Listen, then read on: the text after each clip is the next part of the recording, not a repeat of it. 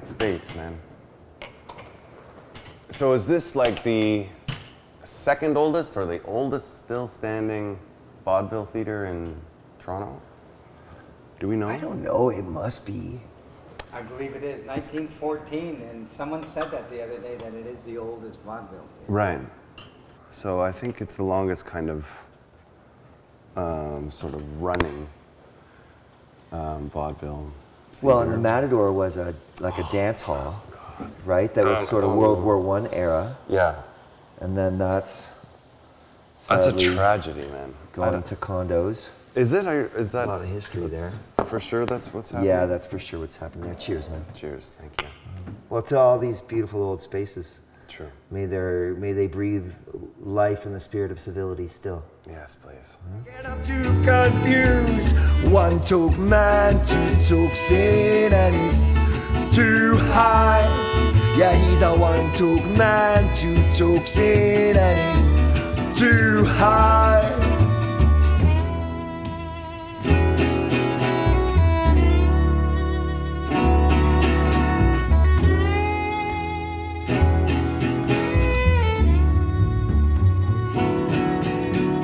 Thinking about the seeds, they're popping in the weed, and the colors start to bleed, feeling comfortable indeed.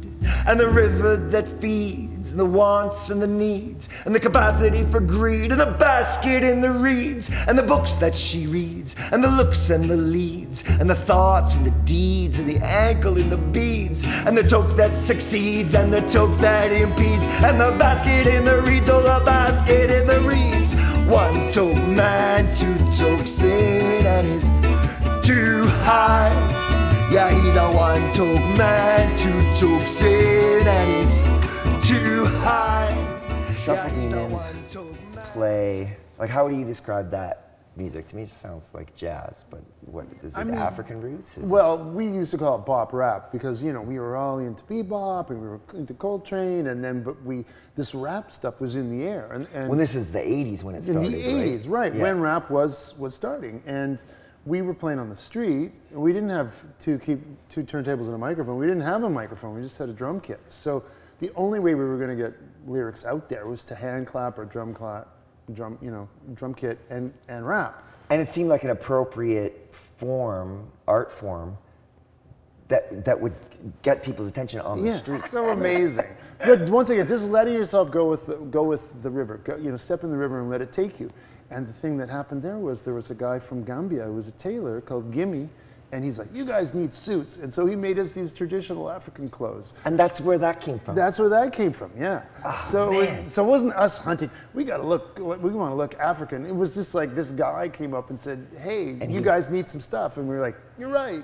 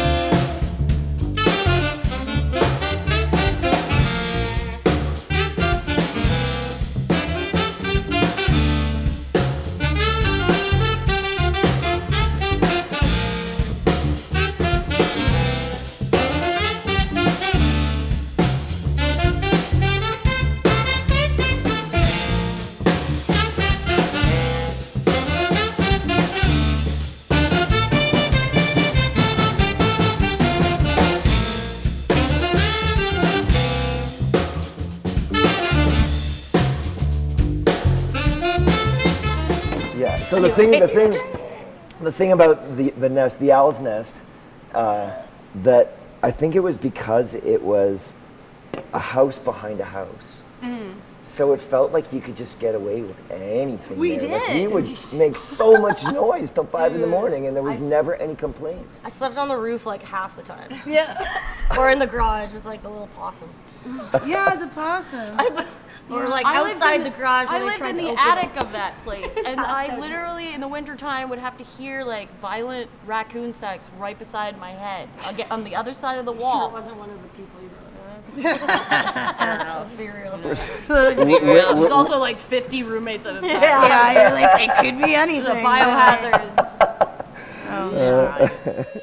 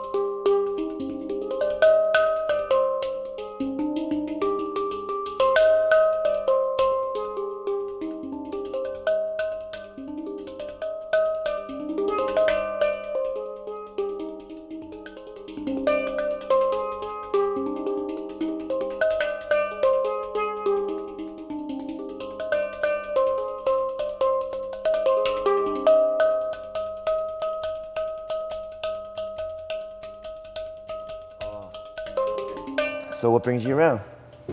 You know, just wanted to have a drink before my show. That's all. Just Oh, chill out. you're a performer of some sort? Yeah. What do you do? Stand-up comedy. Oh, no Stand-up kidding. comic. Yeah, yeah. Okay. I do clown too. Whatever. You know. Oh, yeah? Yeah. Sketch. Yeah. Okay. So I'm just chilling just before my gig. You know, it's. Anyways. And what kind of, I know there's different kind of clown, right? There's like Lecoq, and there's different Yes. schools of clown. So I studied pachinko clown. So it's like pachinko. Okay. I don't know if you heard of Richard Pachinko. Yeah. But Toronto's a center for this pachinko clown, and it's like, yeah, it's like a mix of North American, Indian, and European clowning techniques. Wow. Yeah, it's That's amazing. Yeah, I mean, I've not studied French. Well, no, I mean, then I've studied Buffon with Adam Lazarus, who learned from Philippe Gaulier, who's Sacha Baron Cohen's master. Okay. You ever heard of Philippe Gaulier? No. He's French. Yeah, he's Really? the- Philippe Gaulier is French? Yeah. I studied Lecoq. You what? Yeah, in Paris. 70. With who? Pierre Bilan, Philippe Gaulier. Ooh, Philippe Gaulier. Monica, the whole gang. Who? Monica? Yeah, she was the acrobatic, one of the acrobatic teachers. I love it's just like Monica. You know, like Yeah. there's- That's so wacky. I had no great. idea that you were a clown. Well, I wasn't really a clown. I studied there because back then I was living in the States, and I had to get out because if not, I was going to be drafted. To what? To Vietnam? Yeah. Whoa. So you went to, So you went to study with I got Monica. accepted. I was in a crazy theater group at La Mama, New York, and then Wow. I did a show So at you La got Mama. out of the You war did? because of Get out. 2 shows. So you got out of the war because of a cock. Yeah. Lecoq? Who's I cock? didn't get out of the war because of a cock. Not yours, out of Lecoq. I know, you can't help it. Dick jokes. You want like something? With the what? Well, you want? Oh, you want jam? You're a musician. Oh, no kidding. Well, I don't mind jamming with you. I mean, there's nobody else in here to worry about it. I don't think the ghosts will mind. What do you got?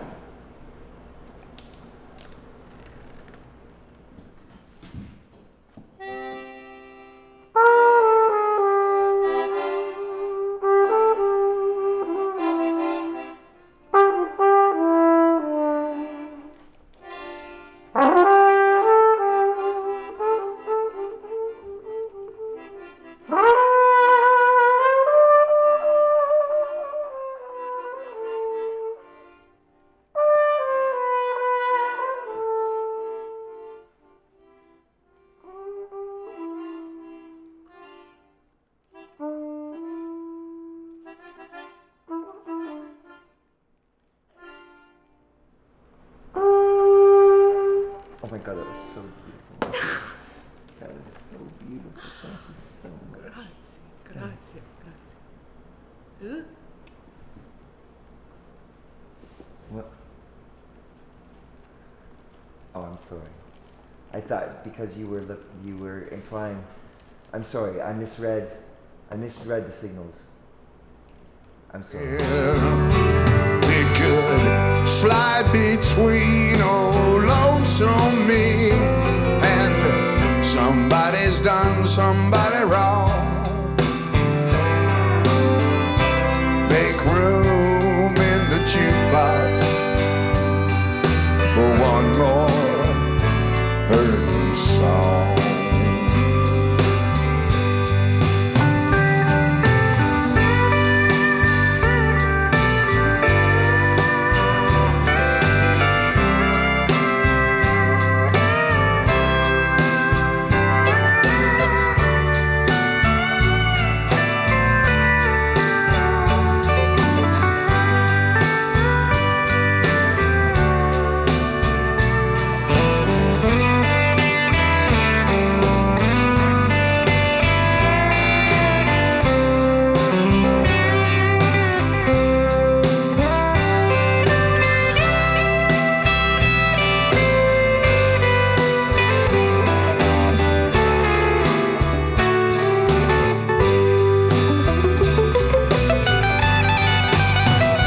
Let them take you through some memories.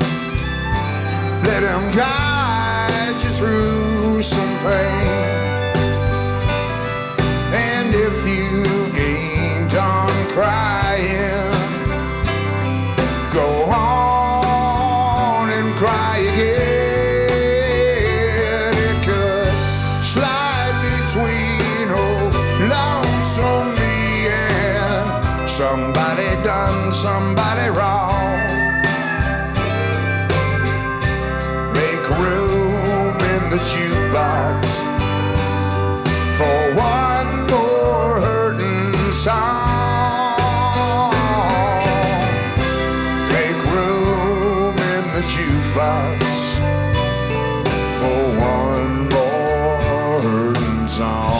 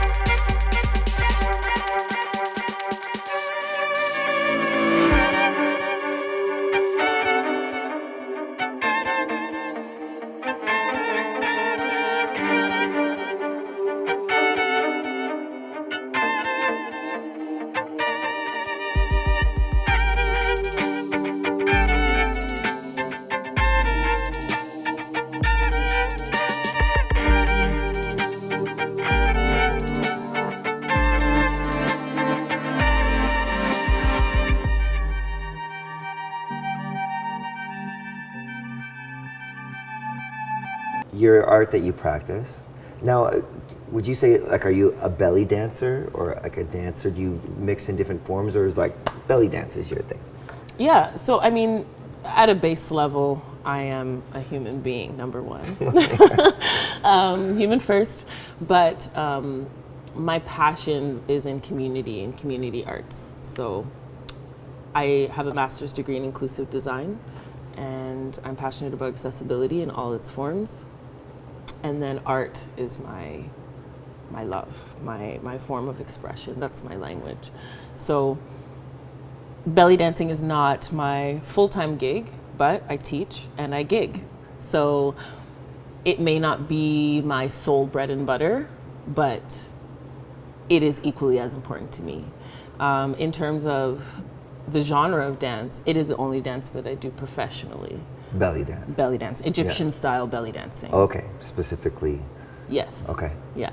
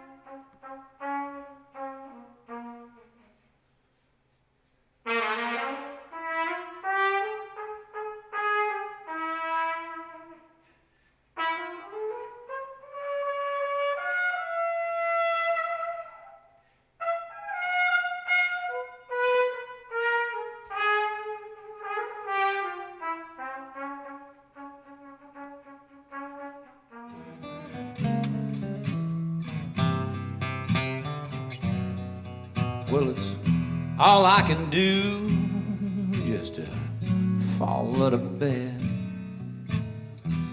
Black cloud floating around my head.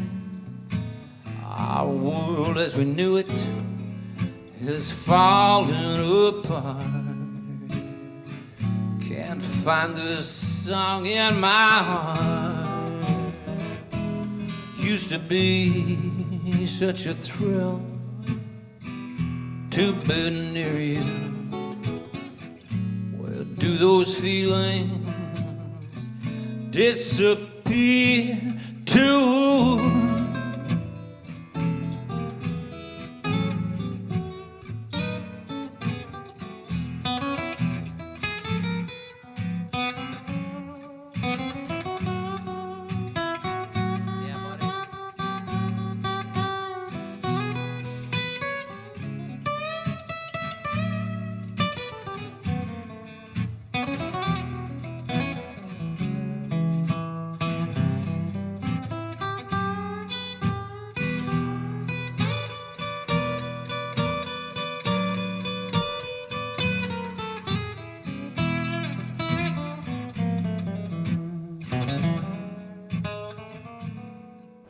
It's terrible. Like the whole, like the things when we started the theater center, we were at Broadview and Danforth.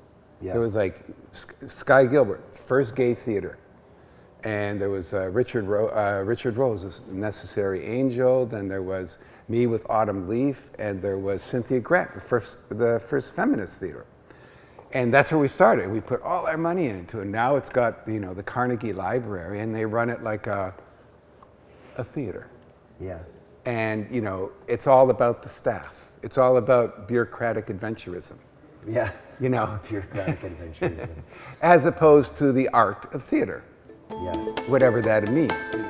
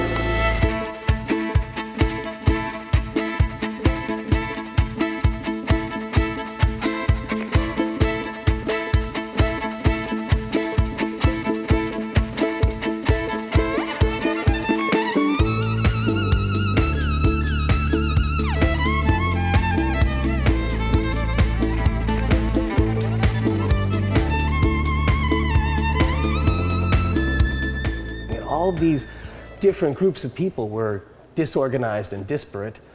And when you and Mark and Tanguy got together as Lemon Bucket Orchestra, like we started to want to create our own culture, not consume prefabricated corporate culture, but create places for our own culture. So we would rent a big hall, and we'd get to bring in that flamenco troupe and that Eastern European folk band. It was Fedora Upside Down. And it's funny, like, why is a restaurant part of that collective? As La Palette, you're saying, why? What does a restaurant bring to a scene like that? Well, how are you gonna have a party without food and drink? Right? And it started with, like, we're gonna feed the bands, and we're gonna make sure that the artists are respected. We're gonna make sure they get money and they get paid and get money in their pocket. And we gotta fuel this party with a little beer and wine. Of course, people can cut loose and dance, and it was absolutely stupendous, where people from different ethnic backgrounds, different economic backgrounds, and different age groups came together, and they got to discover something they wouldn't otherwise see. And it's like, wow, so that's what foro is? I like foro. I want to learn more about it. That's what Afro-Brazilian drumming is. Maybe they'll let me join the band, and I can play the shaker and learn more about my own sense of rhythm and meet people. And so that was just, those were amazing parties that we threw, but it needed to happen every day. We needed a clubhouse. It helps if one member of that gang throwing those parties is not just a restaurateur, but also like a bona fide, wise ass cultural revolutionary who sees the bigger picture. You're too kind. Right? Here's to seeing the bigger picture.